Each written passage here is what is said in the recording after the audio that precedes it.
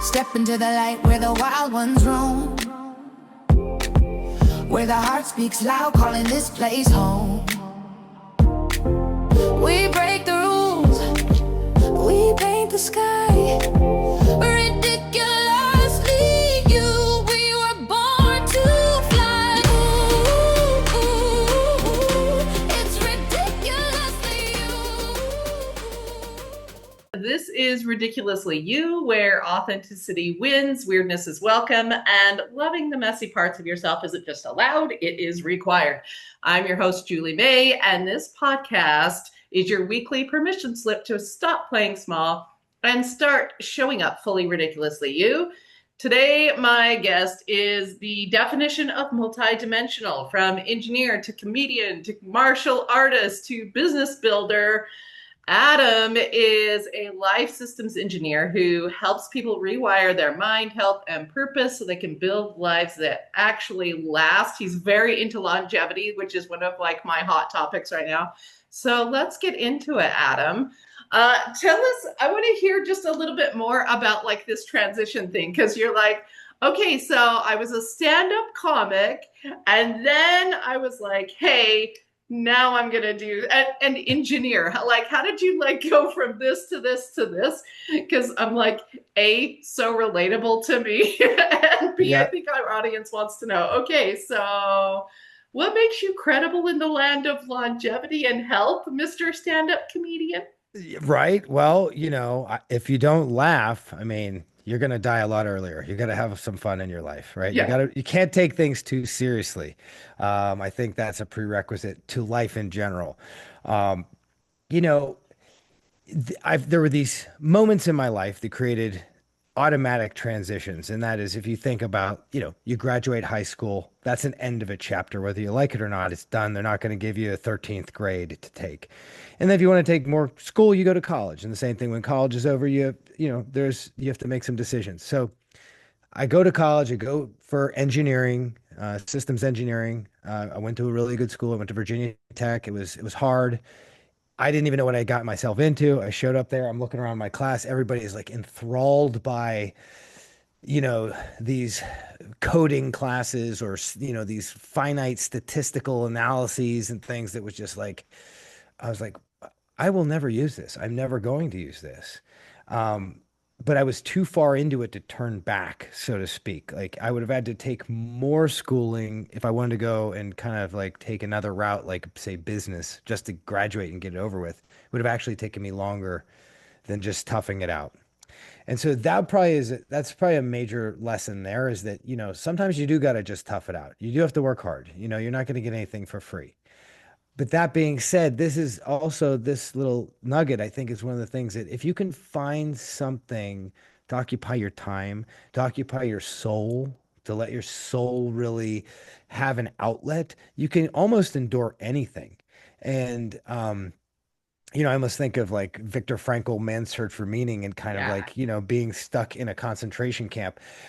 Far from it, is an engineering program, but it's tough, and you do feel somewhat trapped. And so, that is if it's something you're not super enthralled about or super good at. And what I ended up doing is I ended up walking into a martial arts school in 1998, and it just completely hypnotizing me. I watched these people doing Tai Chi in a room, a quiet room with hardwood floors and everybody moving in unison. And there just maybe some quiet music in the background, a breeze coming in through the windows, and just hearing people's feet sliding on the floor, just their maybe the fabric of their clothes moving, everybody breathing quietly. And, even as I describe it, I get more quiet, and it's just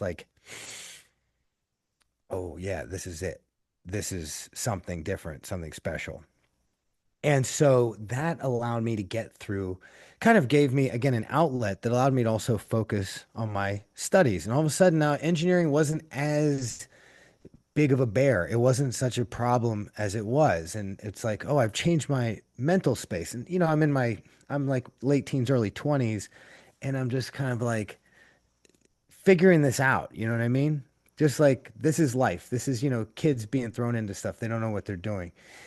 And then my senior year in college, the summer before my senior year in college, I had gotten this idea. I really would love to try stand-up comedy. I think it would be fun just to try it because the martial arts kind of gave me confidence that I hadn't had before. And it made me think, and it might have been something that the teacher said, but like kind of just like considering what are all the possibilities in life, not just the finite ones that have been served up to you, but what are the possibilities that are out there for you. And I had always grown up listening to, and this was long before Bill Cosby had been outed as a horrible predator person. So unfortunately, as a kid, I grew up listening to all this Bill Cosby stuff, and I had all of it memorized. And I think Oh a lot of yeah, people, same. Yeah, yeah. I'm yeah, like, I can tell you the whole thing about Get on the Ark. I can tell you all yeah, about the Noah, yeah, chocolate cake for breakfast. yes, Like, yes. I know it all. This is the stuff I grew up on, dude. Dentists tell you not to pick your teeth with any sharp metal object. Then you And sit in then their you go to the chair, chair. and the first thing grab is an iron hook. All right. So, it's like you're already being imbued with like a delivery, a timing, and things like that. And it's like, wouldn't it be amazing to make people laugh? And so the summer before my senior year, I had done like one or two open mics. And I was thinking, oh yeah, maybe I'll take an acting class my senior year in college just to play and try some stuff out. That was 2001. September 11th occurred. We watched Mm, planes fly into office buildings that were essentially the symbol of American capitalism. yeah, And we can, and so many things that were, big and bold and great about America. And also some things that are, maybe not as something to be as proud about, from a corporation perspective and big corporations and what they do and how they kind of just, are out there to suck dollars out of the world. But I see this happen, and my conclusion that I came to was basically when kids or adults, any age, people stop moving to a big city to pursue their dreams, then we really have lost something of our American dream. oh wow, yeah, I And see. yeah, and so I didn't think we needed to go chase weapons of mass destruction that had nothing to do with Afghanistan in Iraq, but that's what we did. That was what our Hmm. political military response was, which was like, what, why, what? No, but it was, how are we switching these two things? Why are we doing this? So, all politics aside, again, I'm like, somebody points a gun at you, you should put a flower in the end of it. You know what I mean? My parents weren't hippies, but I kind of get it. Like, it's like, let's not perpetuate war, does not solve war. It only makes more war. Yeah. Right. So I looked at it like this. I got this degree. I ground it out. I've got a, interesting perspective on life. The worst thing that can happen is I go to New York City and I keep studying martial arts and like I'll just make it my excuse to go there is to study more martial arts, which I did. And I studied with some amazing masters from all over the world and was able to keep training the similar styles that I had studied in Blacksburg, Virginia, of all places. And I get to live in New York City. I get to drive a pedal cab as my first job because I didn't go up there with a job. And I'm pedaling a bicycle taxi all over Times Square, trying to make my rent. And then I'm doing open mics every night, two or three every day for years. And I wanted to get that first 100 under my belt. I got the first 100, I got the first 500. Um, and then from that, one thing led to another. And it was just like, well, if you're doing stand up and you want to also try to make some money, you should try to get into commercials. And if you want to get into commercials, you should do some improv. And so I took improv classes and I mean, I was like a kid in a candy store in New York City in the early 2000s. And then and I'm booking commercials, busy. Like I would book, I think one of every 14 auditions was the metric that I had kept is that like every Right. 14 auditions, I would get lucky and get picked and be the guy and get to do the thing. And I love so how your brain is automatically still going back to this. You're good at math thing, and so we're keeping our stats. We know our percentages of rates here. We know, but we're applying it to stand up comedy, so it's yeah, all yeah. good. Yeah, right. It's like if I've got to find some way to be successful here. So and excuse me, and you're up against thousands of people that came from all over. And some people, not some, a lot of people in New Mm-hmm. York City are very talented. And comedy ends up being kind of a blue collar kind of thing. It's like they didn't go to Juilliard, or they didn't go to they didn't get the Yale School of acting or whatever. They didn't get to go to all the big names for their degrees, which do hold some weight in the theater world. So Yeah. you gotta hustle. You gotta really put yourself out there more than the next person, or you're not going to be seen. So, um, I did SNL. I did some background in SNL. I did, a bunch of different shows, Curb Your Enthusiasm, just stuff that was shooting in New York. It's just like, Yeah. um, and everything's going great. I bought a BMW motorcycle. I said, like, I am living the dream. I am gonna be I had a survival job as a personal trainer, and um I would drive around on my motorcycle, and I would have my equipment in the back. Sorry, did I get that feedback again? I'm so sorry. Did you hear that? Just one tiny little bit. It's All right, okay. so sorry, so We're all sorry. right. Anyway, so yeah, I'm driving around, personal training, taking my martial arts kind of show on the road from a weight survival job perspective, as making money is concerned. And then the financial crisis occurred. Yeah. And the financial crisis really made people, oh shit, sorry. The financial crisis, I'm just going to roll with it. I'm so sorry. Mm-hmm. I don't know what that is. Um, the financial crisis caused everybody to kind of reevaluate things and really give, their lives a second thought as to what they were doing or how they were making money. And, you know, the acting work dried up, the personal training work that I was doing as a survival job dried up, and that was, I was basically like, well, this is it. The dream is over. It's time to move back to my hometown of Pittsburgh, get a real job. I actually talked to my father at that time. He was a financial planner. I was thinking about going into financial planning in 2008, 2009. And he said, "No, that's not what I want you to do." Gosh darn it. I feel like this I'm totally screwing this up. This is Oh, you're doing fine. no, Little I feel little like there's feedback here and there we're gonna live with. We got okay, fine. editors. All right, fine. I'm so annoyed. Sorry about that. All right, so we'll get rid of that. Um, maybe I'll just turn this down a bit. So anyway, picking back up with the financial crisis in 2008, 2009, I thought, okay, I'm going to get a real job. I'm going to work for my dad. I'm going to become a financial planner. Life's going to be easy because I'm going to work under my dad and he's going to help me out. And, everything's going to be, you know, easy street, and I don't have to worry.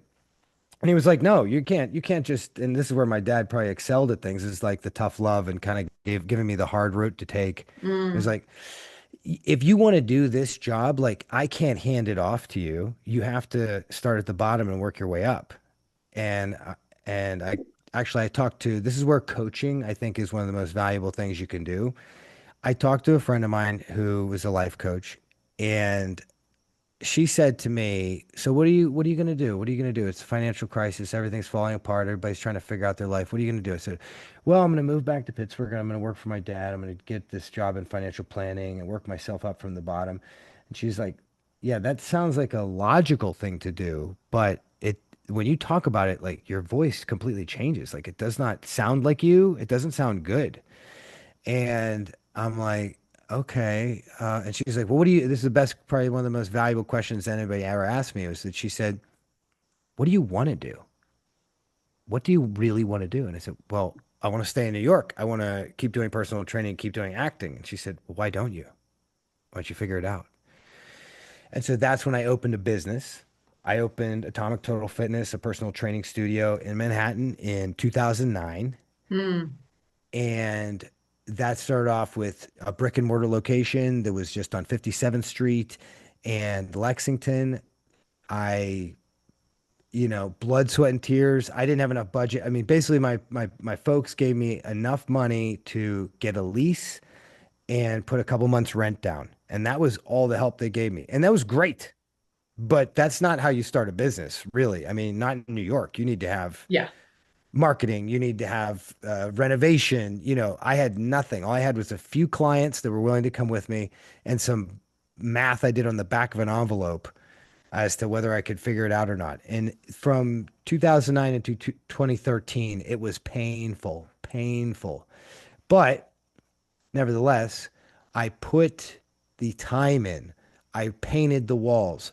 I upgraded everything. I kept the place super clean. I made sure there were decent, I got reviews on Yelp and Google as those things were kind of starting to really matter. And one bit at a time, I built it up to where I could at least make the rent. And then I got lucky. I made a connection through somebody that was at this company called Gilt, Gilt, Gilt City.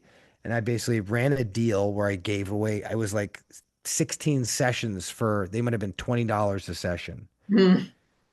But I sold like 160 packages. Right. So I went from Wow. having like 8 to 10 clients to now I have 160 people I have to service. And they're like pounding on the door, like ready to give me bad reviews if I don't take care of them. So I hired a guy, and then he and I would do it between the two of us would do like 12 sessions each a day. We were doing 20, I think the peak was 25 sessions a day, hour Wow. long sessions. And we did that for weeks and weeks and weeks to get through these discount packages that we eventually then renewed people. And I have friends that I've made lifetime friends from that experience, people that became clients at that time.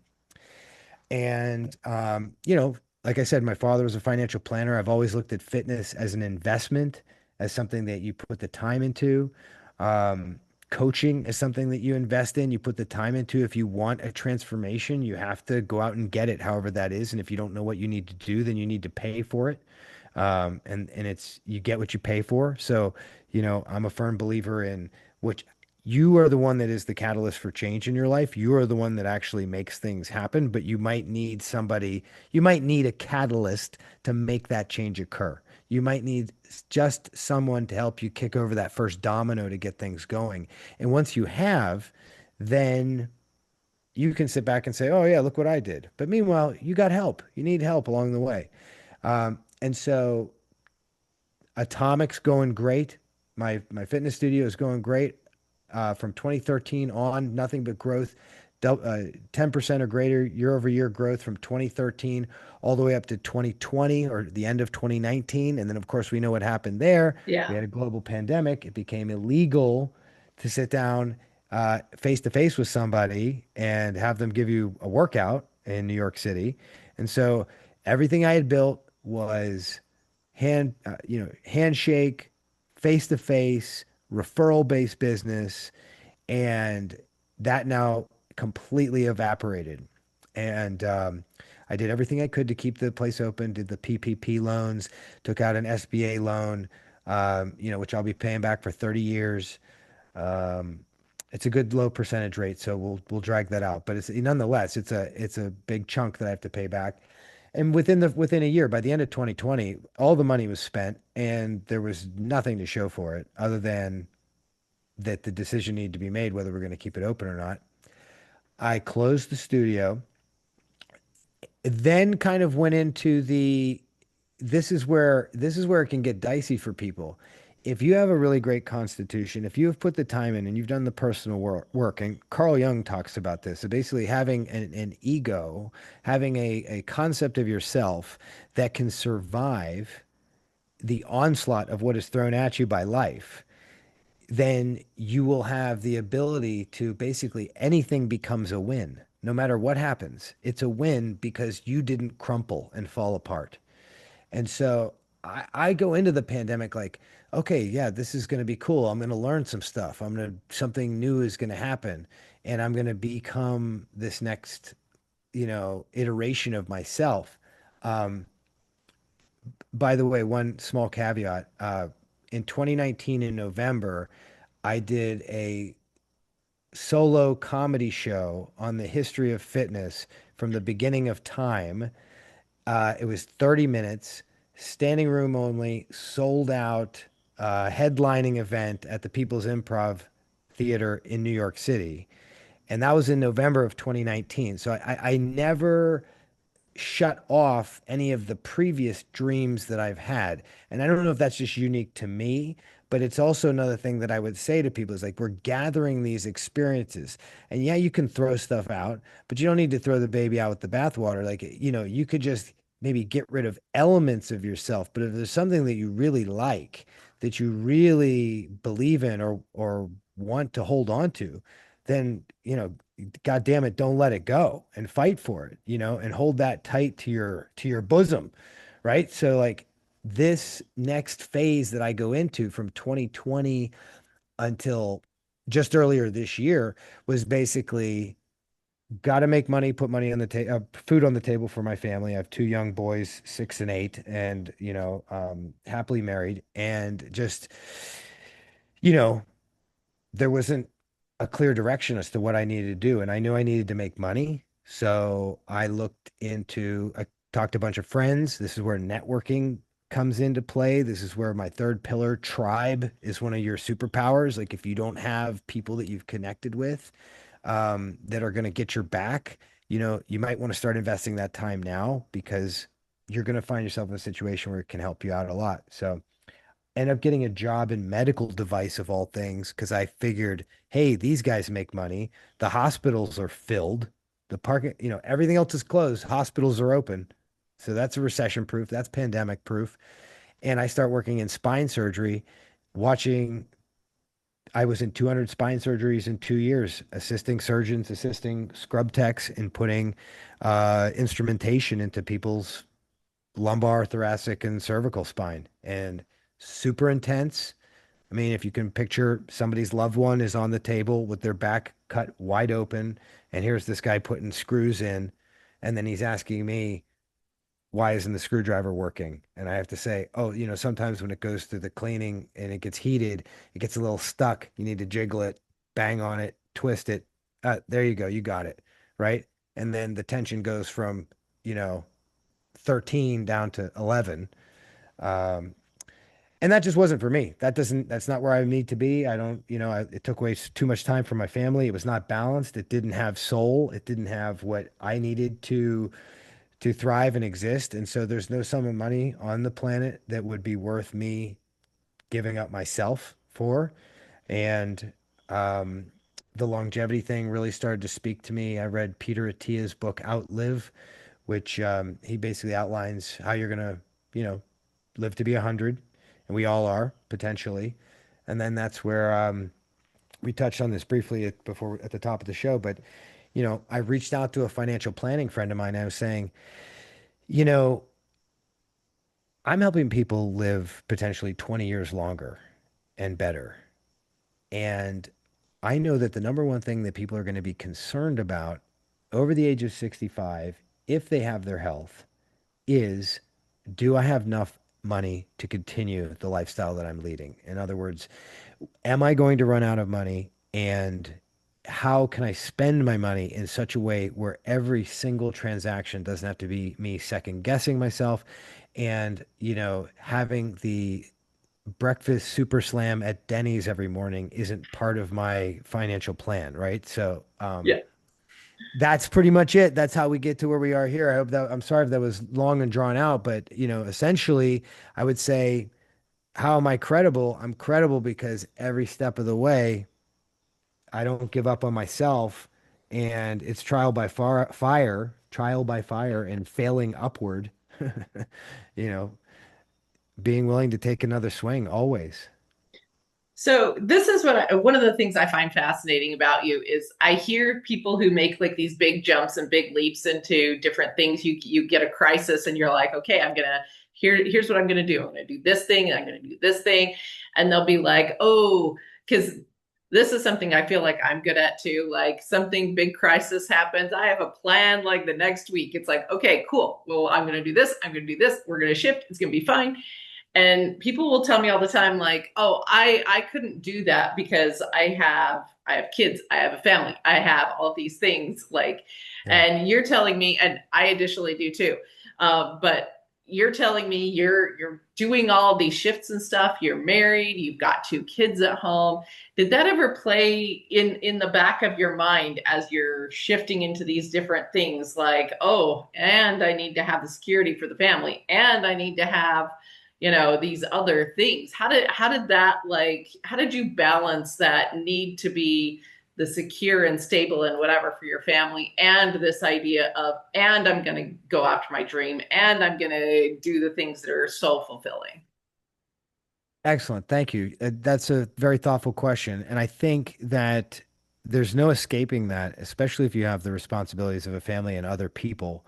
Um, it wasn't like I was saying to them, I need to go do more stand-up comedy because that's where, my soul is most happy and free and comfortable, knowing that I would not make, more than $100, a couple $100 in a year with, doing something like that. And so it was, what are the most logical things that I can do? What's the most powerful thing that I can do? How can I possibly make a pivot, leveraging every resource that I possibly have? The medical device thing, it could have been great. Um, and that was definitely operating out of fear, because that was in 2021, and it was like, I just need to get a job that is not doing what I'm doing, because to try to get money from a personal training perspective and to try to do, say, acting work, which was also totally dead at that time. I ended up shooting something at the beginning of 2020 for, actually, like, Dr. Oz's website, and I was like doing yoga and like teaching people how to work out with soup cans. It was like teaching at-home workouts, like pandemic workouts. And it was like, okay, this is cool, but like, that's $1,600, you know, which is not small amount of money, but take out the taxes, take out the fact that there's a lot goes into it, and those jobs are not just like showing up. I would need to do, 10 of those jobs a month to be able to, cover my all my bills. And Yeah. so it's not about necessarily, and there's a lot of people that I know that are in the acting world that have held on to that almost too tightly, I would say, to their own peril. Mm. Like, their, like, identity is so attached to them being an actor that they believe that that's the only way for them to have validity, or for them to, if they were to stop doing it, it's almost like they've gone too far into it to turn back. But I would say you always are able to find the, look at what you have as far as your resources are concerned. What do you have? What is your constitution? If you're able to show up every day to a job, to an audition, to whatever it is that you're doing, that you're making your living, well, at the end of the day, you have to make that living. And if the job that you're doing isn't providing you with the lifestyle that you want, then you have to just look at, maybe it's not a reflection of you, maybe it's a reflection of the job. Mm. And that's why medical device wasn't going to work, because there's certain industries out there that are going to take you 10 or 15 or 20 years to establish yourself. And once you have, you kind of have a gold mine, but you also will never be able to do anything other than that. Not never, but you're going to be known as that thing. And so the longevity thing for me, I'm known more as a fitness professional than I am anything else. That's just how it's worked out. And when I really look in the mirror, that's the thing that I've devoted my most time to. It's not something that is foreign to me, or it is not separate from me. So I can use that as a base and as a foundation. And I do today. The majority of where I make my income is from doing personal training. It's what I've done since 2004. And it's not that personal training is something that I'm like, ew, I don't want to do that, or I should be doing this because I deserve X, Y, and Z. What I've noticed is that there's always certain industries are going to put a cap on your income. They're going to put a cap on how much you can make. And so when you're Mm. trading your time, and that's why I opened the fitness studio, I saw early on, I've only got so many hours in the day that I can devote to being with my clients. And so even if I work 12 hours a day, 7 days a week, which is impossible, that would be, and then I set my hourly rate, that is the maximum amount of money that I can make.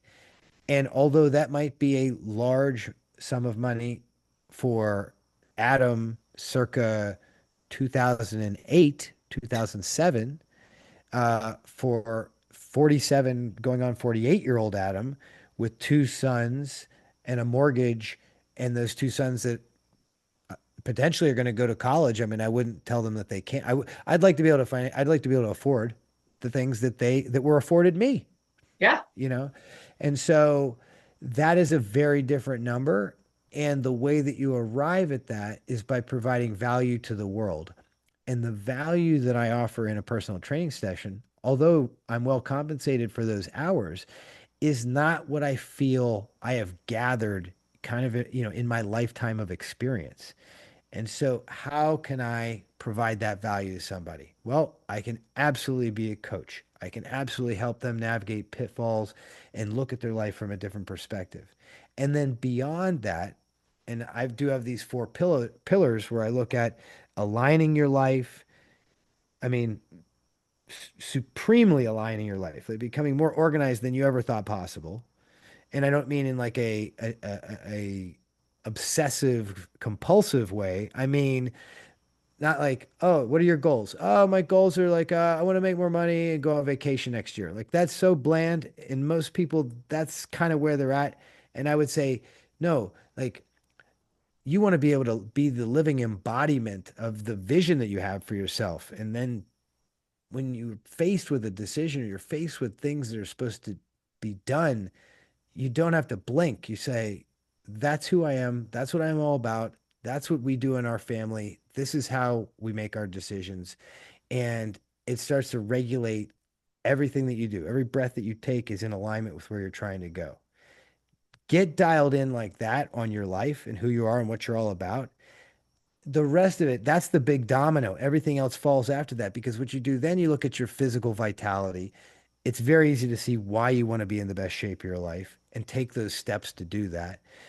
Then you look at your tribe or kind of the connections. I call it psychological, spiritual connections. And I don't back off from the word spiritual. For the longest time, I've studied a lot of things, very practical, very psychological based, and it would be psychological, social, but we're not going to say spiritual.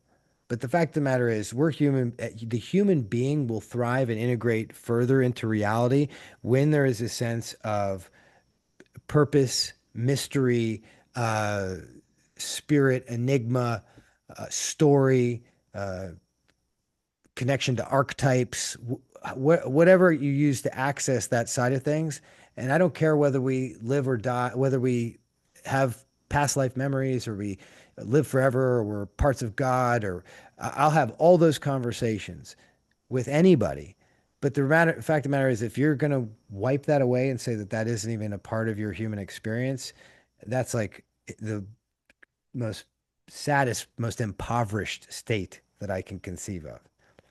And then beyond that, then we talk about, well, everything's lined up, you're rocking and rolling, you feel great, you're connected, you're building things in reality that are extensions of yourself. I'll give you an anecdote in a second, but then after that, you go right into, all right, what kind of financial legacy do you want to create? And I actually think of this more as heritage. What is the Mm. heritage that you're creating? In other words, heritage is where we're from. Legacy is what we're going to leave behind. But there's this continuum. And what I would like to be able to provide to other people is what I'm trying to provide in my life to my sons. And that is that there is a stewardship of money. Money doesn't just fall out of the sky. And there's a way that we behave around money, and not in a prim and proper way, but in a way that, like I was raised in a very puritanical house. You don't talk to people about money. You don't Yeah. ask, you don't ask what somebody, paid for that or whatever. And it's all very like money is this somehow weird, bad thing. No, this is how it's done in our family. This is the way things are set up. It's set up so that every generation we have more money than the previous generation. And if you don't behave up to kind of the code of ethics or the standards that we have set up, then you're not going to have access to that. Not going to throw Mm. you out in the street, but you're just not going to have the ability to do the things, like start a business Yeah. or, some of the luxuries I've been afforded and that have allowed me to fully be an individual and activate myself. And I will be the first to tell you, I was not spoiled at all whatsoever. I did not have a silver spoon. I grew up in a blue collar part of Pittsburgh, and you know, I watched friends of mine get addicted to drugs and not make much of themselves. And I mean, and that, or they made as much of themselves as they could, having given the opportunities that were provided. Mm. So I want to touch on a couple of things you talked about there. One of the things you said earlier was how people kind of put an identity. They put an identity on acting, that's who they are. They put an identity on these different pieces of themselves. And I think when you do that, like when you are the job, when you are the thing you do, it is much harder to shift when a crisis happens, when Yeah. a life circumstance, when anything happens, and then all of a sudden it's like, oh, it may be a shifting time. It's like the universe going, you're out of alignment here, something needs to shift. You're going to hold on to that thing because it is you.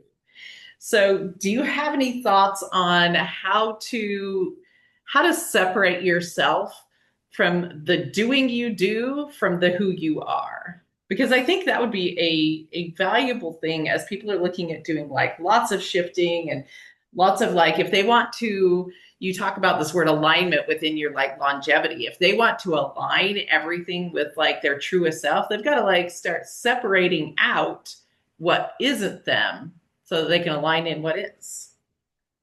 1,000%. And a, I'm doing a very deep dive right now into Carl Jung's archetypal psychology. Mm, And that I'm giving myself a little mini master's degree in that because it's something that I've always been fascinated with. What I've realized is, and that's not necessarily a framework that I use to work with people.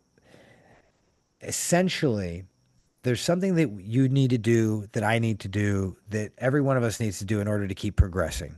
And the the the thing that needs to be done can only be arrived at through a conversation.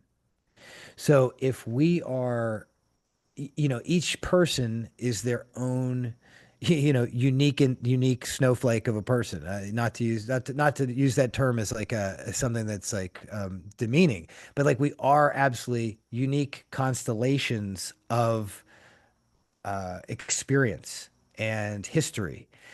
And ultimately, what I would want somebody to be able to do is to be able to shift these things naturally without it being a, um, like it's something that's being ripped off of them or taking away from them, or that they're not, that they're not able to part with it because it's something that's so dear to them that it feels like it's a loss. And there might be something that needs to be grieved in there. There might be something that needs to be let go. But at the same time, I think if we let go of some things, we're ultimately making space for the power that we need to be able to step into. We need to become fully ourselves, and anything we're holding on to, any block that we have, is something that is preventing us from seeing the deeper meaning behind that. And so, um, without being on a, standing up on a stump and preaching, I mean, ultimately, I would say to the person, what is it that you want? Why do you want it? Why do you want this thing? And let's go deep into that as to what it is that really makes you thrive. And then from there, if you're doing something, it almost appears to you, you know, on its own. You start to say, "Oh my gosh, this isn't even serving me. Like, what am I mm, doing?" And look, I'll be the first one to admit, like sometimes you got to bang your head into the brick wall a few times, before you go, oh, there's a brick wall in front of me. And if I just look around, I can actually go around that way. Or I found myself at the end of a dark hallway and there's no doors here. I guess I'm just going to go back the other way. Um, yeah. and I can tell you that miraculous things happen in your life when you let them. And this is again, this is why getting into the mystery of things and not having to be so, again, our society says, well, I got all the answers. I just got to grab my phone, pull up ChatGPT. I'm going to get all the answers. But you're not, you're not going to get, but you're not going to get the mystical side of things that will allow you to. Here, this is the anecdote I wanted to give you. So I start doing all of this personal work, and it wasn't just Carl Jung, but so I went on Chat GPT and I said, I want to learn all about deeper level psychological um, ways of liberation that don't necessarily have to do with me sitting in therapy because I've done tons of therapy and it was great, but and I'm sure I could go back to it again. No blocks, no blocks. Anything and everything. Use all the tools in the tool belt, right? But I wanted to do this exploration because it was important to me to have a really deep understanding of. I really wanted to get into this thing about archetypes because I've lived as this weird kind of connection to Chinese martial arts. When I started doing Chinese martial arts, I, like I said, I walked into that room, I saw everybody moving in that wonderful way. I was enchanted by it. I threw myself into it wholeheartedly. And then I allowed it to take over my life and follow it wherever it led. And so I've led this kind of archetypal path of the sage and the jokester, and I think that's allowed me. Those archetypes have really allowed me to have almost like a not an armor, but I mean it's given me the internal weapons to be able to deal with like a lot of heavy shit. Yeah. Um, and so I started studying this archetypal stuff in Carl Jung's autobiography, Dreams, Reflections, and Visions, Dreams, and Reflections, or something like that, as well as G.I. Gurdjieff, who is a mystic from the early 20th century, I believe. And he's very esoteric. But this is kind of what ChatGPT served up to me as like a curriculum. So I started listening to these two guys concurrently. And G.I. Gurdjieff is he's a wild guy. He's the kind of person that would like almost like force you into a transformation by doing something extremely like crazy or irreverent. Like he was on a train one time with somebody who was a client, and he basically then just started acting completely drunk and like smacking people and falling over and being belligerent. And it was just to try to elicit a response from his client that he was trying to help. And it's like, I don't know if I'm in that stage of things yet, but I will tell you this. I start doing this study, and two things happened within the past couple weeks that are just, I would call it miraculous. Mm. One, I bought a tree stand, which is for hunting. And I grew up hunting. I like hunting, but I don't live in a place where you can't go hunting in my backyard. I have neighbors, but Right. I have a bunch of trees and I have a bunch of woods. And I bought this tree stand and I put it up for the sole purpose of sitting 20 feet up in the air and staring out at the woods. Mm. And so I put that up, and then I took my kids up there one at a time, and they get to sit up there. And that's an experience that I'm having. It's a bonding moment with them, and it's absolutely lovely. I don't know any other dad that, at least in my neck of the woods, that did that. But any dad that does that is doing it for the same reasons. It's like connect with the child. And then I started looking at this pathway that we had. That's just it's a walkway that goes around the house, and it had sunken in. It was big kind of stone tiles that had sunk into the ground, and the grass was starting to grow over it, and you had to like weed whack around it. It was a big pain. It looked bad. And I started saying, all right, well, if I pry them up with a big bar, a pry bar, if I pry them up, I can reset them, put some gravel around it, it'll look nice. But then I started just looking at the house and kind of the direction of the lines and where where north is and where all the cardinal directions are. And I look down and I'm like, there should be a fire pit here. Mm. This should be a gathering spot for my tribe. This is where everyone should come together. This is the focal point of the yard. And my wife and I have been talking about where to put a fire pit, and we were, oh, tuck it over here, tuck it over there.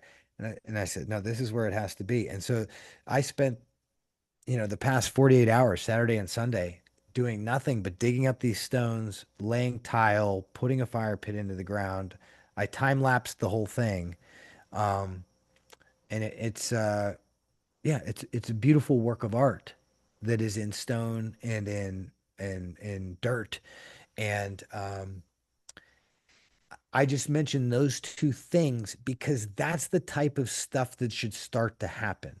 It's Mhm. completely organic, but now I'm more engaged in my family, and I'm doing it's just like multiplicative wins for me internally.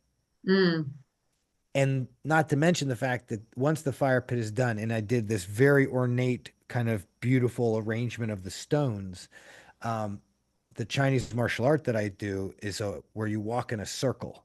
So I will be able to walk around the fire pit doing martial arts forms and, communing with nature at the same time.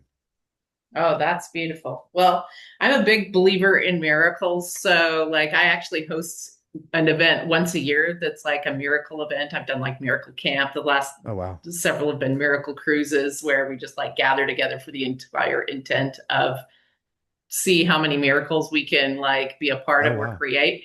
But Yes. like this is the gig that I tell people is like it's different than manifesting. You can't go into like miracle space and go, I want this, I'm going to manifest this. That's different. It's like you go in, and this is what I ask them. I'm like, go in with the intention of all things are possible. All things that can come in for your highest good are there and beautiful and allowed, and allow the universe, allow God, allow whatever to like bring in something like you didn't even know you freaking wanted. And we've Yes. had like crazy freaking stories, man, like crazy Oh, freaking wow. Wow. stories Wow. where like Nice. one of my friends was at a miracle camp like 2 years ago, 2 years ago. And she's like 40 years old. They'd never been able to have kids. The exact right circumstance happened at the camp where she was Oh, my able God. to adopt a baby. Like crazy stuff happens. I'm like, Uh, you have a child. oh, Like, my but like God. she had Yes. almost like gotten to the point where she had like given up. It was like, oh, but I'm gonna go into Uh, miracle camp and go, all things are possible. I'm gonna go wow. into this one space. And so like it's crazy the things that can happen when you allow alignment and higher good and not go into it with like it has to look like this. I think once we have like the it has to look like this, then all of a sudden like the possibilities go, oh, you're only willing to play at this level. When you go, no, no, I'm willing to like fully align. I'm willing to see Yeah. bigger possibilities. I'm willing to like for you to bring in things that I didn't even know I needed, wanted for my highest good. Also, crazy stuff happens. Amazing. Crazy Amazing. stuff happens. Okay, are you ready for a quick lightning round? Yes. Sure. Okay, cool. Quick, quick, quick. Three things somebody can do to their physical self that's going to increase their longevity. Well, we know about the strength training. You Mm-hmm. got to lift the heavy weights. And then I I'll just give you this as a second one. Water, sleep, and greens. Water, sleep, green vegetables. And then the last one I'll give you. And so the last one is what we've kind of touched on and talked about for the past few minutes. And that is do something that is purely creative that just satisfies something in your soul, whatever that may be. Finger Mm. painting, go get just get some clay, go if mowing the lawn, if you like mowing the lawn, like I like mowing the lawn. Everybody that everybody where I live has people mow their lawn for them. I refuse, but I love mowing my lawn. It's like I'm myself. I'm in it. You know what I mean? So like, Yeah. if you can get that vibe, right? Like, no, I got to do this. Like, don't like back off. Get your strength training in. Water, sleep, and greens. Let your soul run free. Okay. Favorite joke or bit from your stand-up comedy days? um, so I grew up on an island. Let's see if I can screw this up. I grew up on an island in the middle of the Ohio River. I like to think of it as a cross between Huckleberry Finn and Eminem from 8 Mile, which means not only do I know how to fish, I also know how to cook crystal meth. That is good. It gets a laugh. It usually It gets gets a a laugh. lot. Yeah, yeah. A little out of context, but yeah, I grew up in a weird place. Oh my God, I love it. Neville Island. Look that up. It is an island. It's in the middle of the Ohio River, and I grew up Wild. there. Wild. Okay, favorite place you've ever traveled? Ooh, it's gonna be a toss up between. I'll tell you, it is Alaska, and I'll say because I went up there and I worked in the fishing industry, so that trip is part of the catalyst that kind of that cracked me open. I took this, summer of my sophomore year in college, I with a bunch of buddies went up and worked in Alaska, worked in the fishing industry. It was absolutely insane. And I read the book Shogun, a novel of Japan, while I was there. And that was kind of the genesis of why I walked into that martial arts school in my junior year of college. Mm. Okay, last one. What makes you ridiculous? I thought we had come up with this.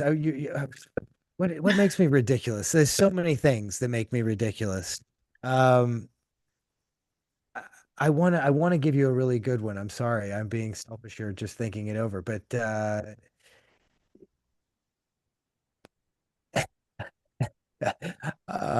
goodness gracious, what makes me ridiculous? Other than everything that I've just shared with you over the past hour. If you had to pinpoint one thing, you got to pinpoint one thing, and you're like, that's the thing. It's that I really do think that sometimes you just got to rip out the umbilical. I mean, it's a pretty like graphic metaphor, but like you're sitting there and you're going back and forth and you're like, oh, this thing that I really, like you gotta just say, life's too short. Like go skydiving and jump out of the freaking plane. Like that's it. You know what I mean? Just get out Mhm. there and rip it out and go for it. And guess what? There's always a net. There's somebody there for you. There's a friend that's going to help pick you back up, and again, if you can get to that state of mind, it's not easy to get there, but it is. It's a jump. You get to that state of mind and then you get to have the adventure that your life is meant to be. Mm. So, Adam, if people are listening right now and they're like, man, I want to see more of Adam, where can people find you? So they can find me at Everest Longevity on Instagram, and you could always direct message me there. That's a quick and easy way. The website's Everest Longevity, and also on YouTube. It's Adam Shuty on LinkedIn if you want to connect on LinkedIn. And I've got a fun little app that I'm developing that gives you an insight Mm. to some of the things that we talked about. So if you go to everestperformancelab.com, you basically can interact with a lot of the concepts that I talked about today and get a little intro to things. And I think you can also message me through there as well. So yeah, everestperformancelab.com. Cool. So find him on Insta, do some messaging there. Everest Performing Lab. That's where you're going to find Performance. info on Yeah. Performance Yeah, Lab. yeah. That's where you're Sorry. going to find information about the new upcoming app and everything you've got going there. Well, thank you so much, Adam, for joining us today. If this conversation cracked something open for you, made you laugh, reminded you that it's not too late to leap, don't keep it to yourself. Hit subscribe, share it with somebody who's ready to reinvent their lives. Join the Ridiculously You community and get the free newsletter at ridiculouslyu.com. You were never meant to fit in. You were meant to come alive, especially the ridiculous parts. This has been Julie May, and thank you very much. Amazing. Thank you, Julie. Share the spark, take it higher. Hit subscribe, bring a friend. Let the wildness never end. Tap in, stand true. This is your